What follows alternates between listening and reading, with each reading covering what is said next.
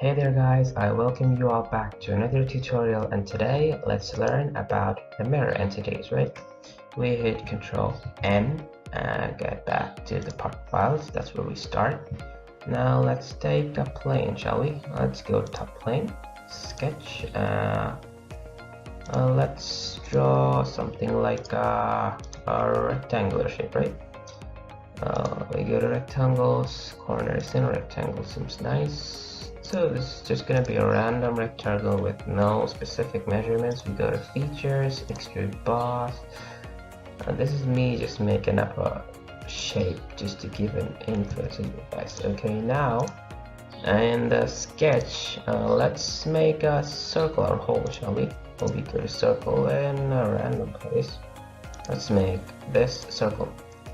We're gonna have to define this a little bit. Let's make it 20 millimeters, right?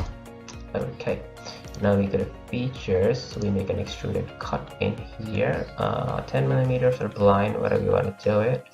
Let's do this, and there you go. This is your circle. Now we're gonna have to mirror this part of this shape, this gap, and this side without going through the measurements again.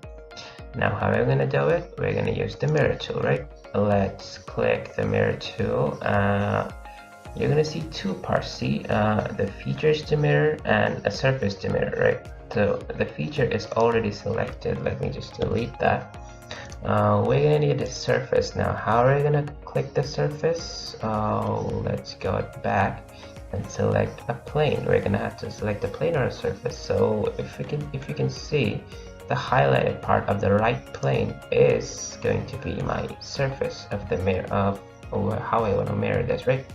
So now if I click, my right plane is selected and the feature to mirror is going to be this. And if your preview is set to full preview, you're going to see that your design has been cut to this part. And if I click OK, I have this perfect mirror of this circle or extruded cut on this surface, right?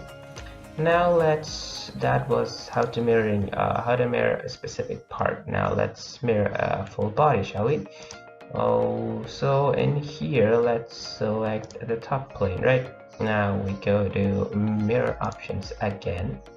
The top plane is selected, the surface to mirror. Let's select this part and you can see the size has increased. This was my full mirror. There was no extruded cuts in the body whatsoever, so it's going to be a full solid, right? When we click OK, you're going to see this hole is 10 millimeters, right? The whole body is 20 millimeters, and there you have it, your first robotic head, which you can print out. Just kidding. This was the very into this tutorial. If you want more of this, comment down below, or if you want a specific type of tutorial, just let me know and I'll get back to you. See you in the next one. Bye bye.